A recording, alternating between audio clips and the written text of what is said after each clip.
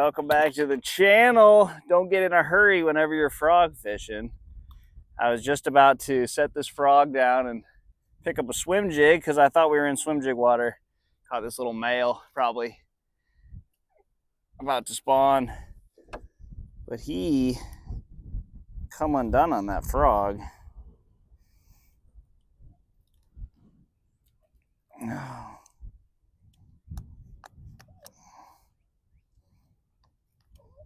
Man, he got it good.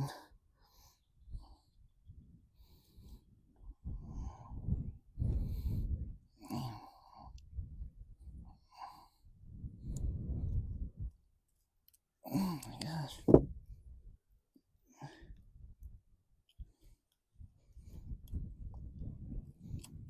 Choked it.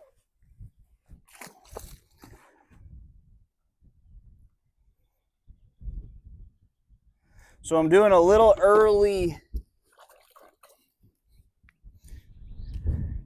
springtime April frog fishing.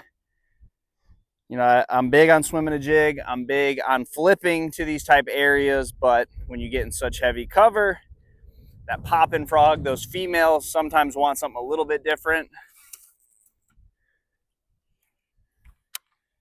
So we are going to throw this frog around a little bit before everyone else does. I think that's a big key, because you get into frog fishing a little bit later in the year after they've seen it, because it's one of the most popular bass fishing lures for good reason.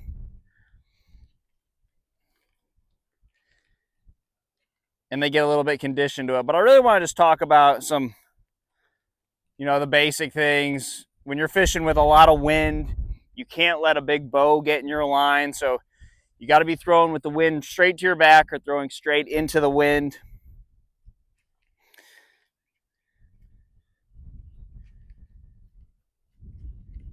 The setup is as important as anything.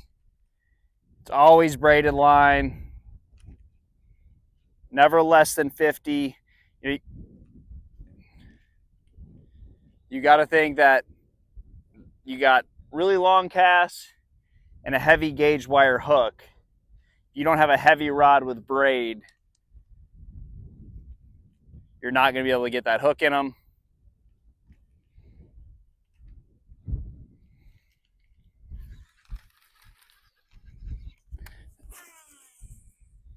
High speed reel, because a frog is that one bait where the second that line jumps, if you don't set the hook, they'll drop it. They do not hang on to a frog. There is no sitting and waiting. You got to make sure they have it, but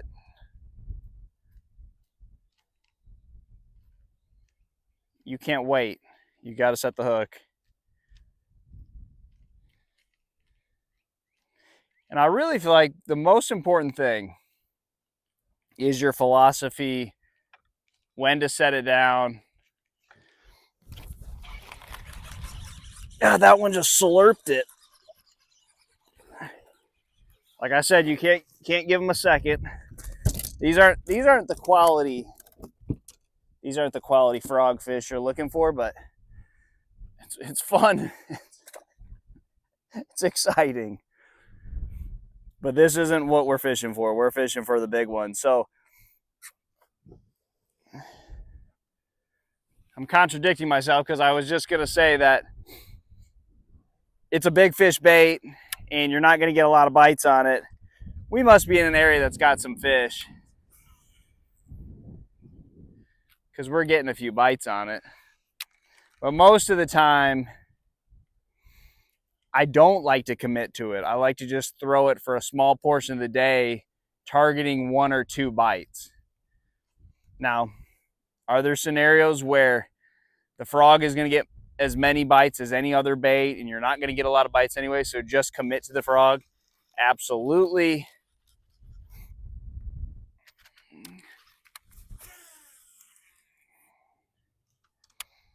You have times where there's nothing else you can throw. You're making long casts and heavy cover.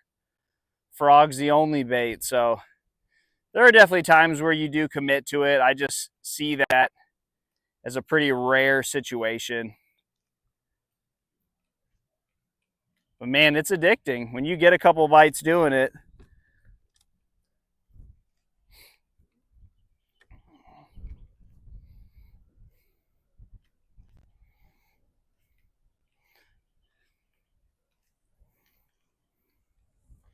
so funny. I was just about to pick up that swim jig. It's when you think you know something.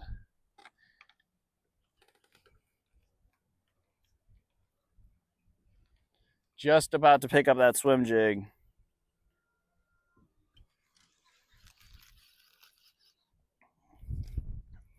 But these aren't the size that we're looking for. Long cast.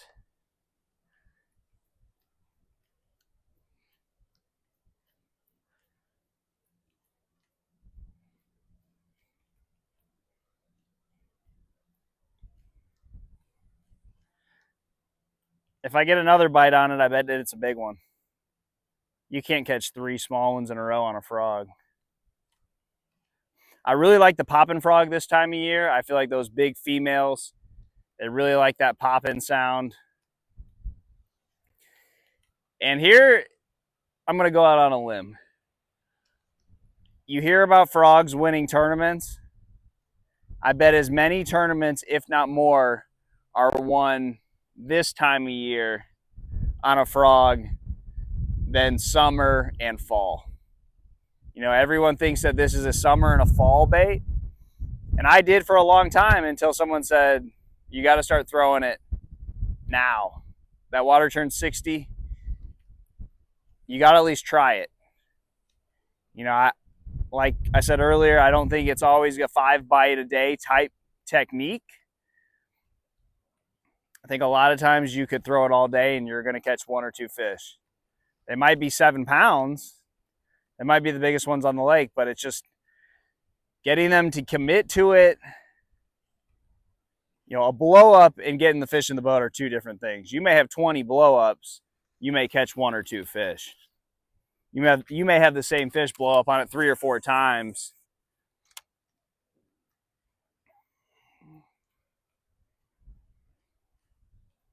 And never get them in the boat. So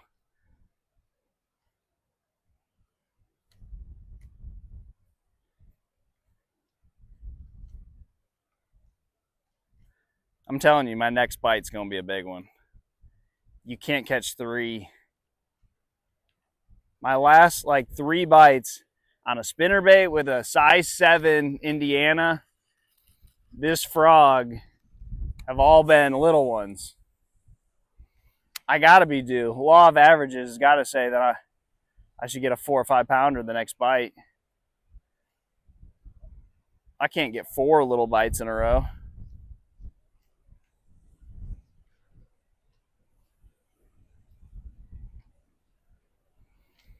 It's a little bit windy today.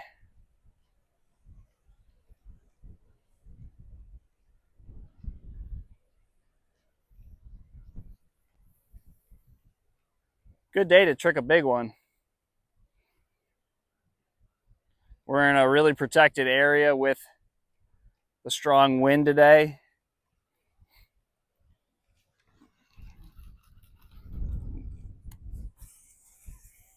This should be the most active these fish are.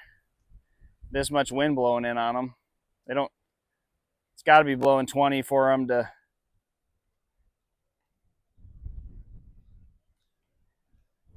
get this kind of ripple on the water.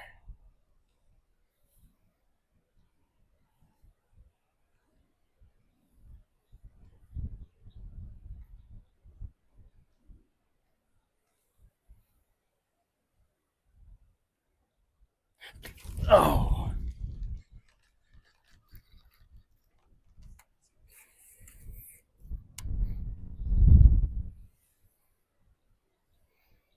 I'm all about working the frog slow. I feel like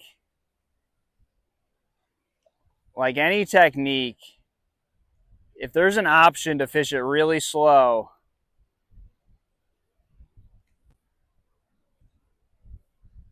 that should be your first try. I mean, that should be what you try to do first, because fast can be good too, but just any technique, if it's dragging something on the bottom,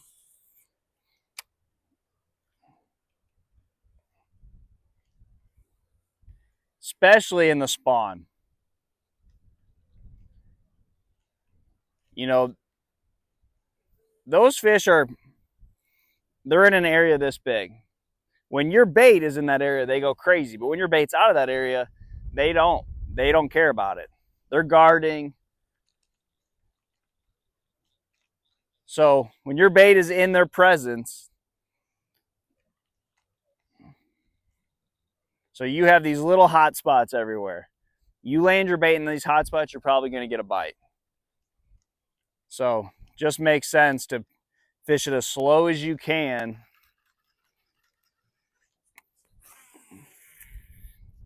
Especially when you get a couple bites, you know you're probably where a lot of fish are spawning.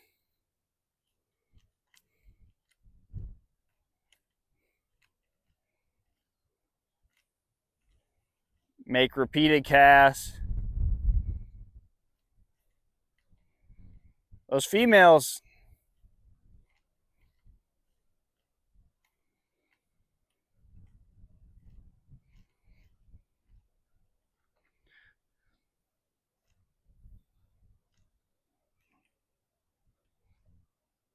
they're hard to catch. I don't know how else I would, a swim jig, yeah, you could swim a jig through there. There's so much scum in there that I'd probably just be following my hook up every time. So much wind, I don't know if I could feel a bottom bait. This frog's like perfect. I'm getting some fish to blow up on it and grab it.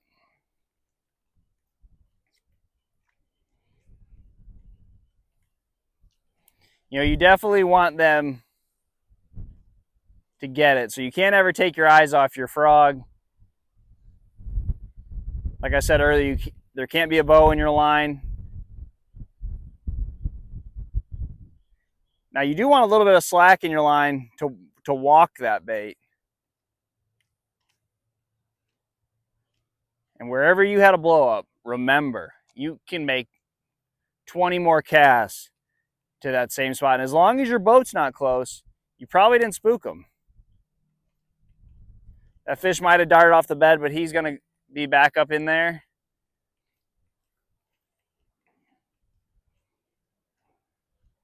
You could have 3 or 4 5-pounders right in this little 20-yard stretch. I can't really navigate around here with all the wind.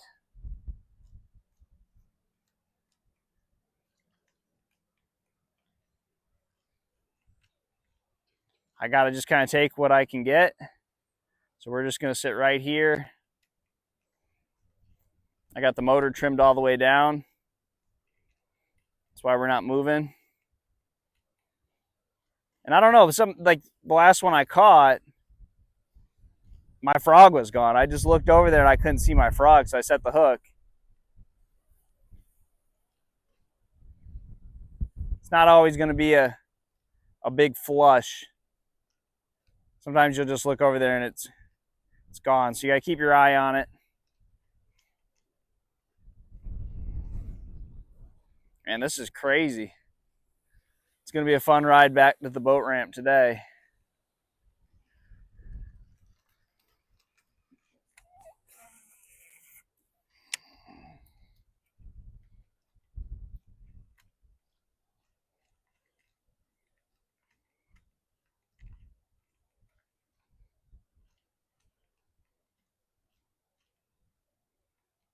Not my first choice for catching bedding fish, but they will bite it.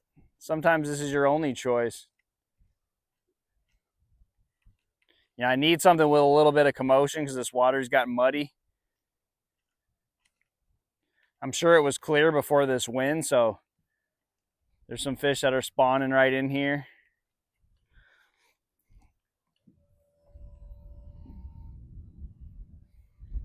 we're going to keep moving because I don't feel real confident.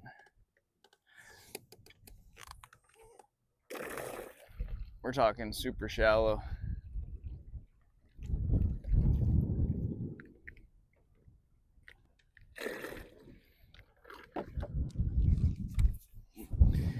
The biggest thing is not getting in a hurry. And you got to just put your boat on the juice and then just really slow down. Don't touch the trolling motor.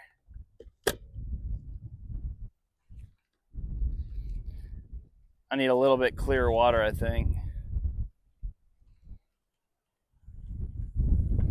Yeah, there's beds everywhere in here.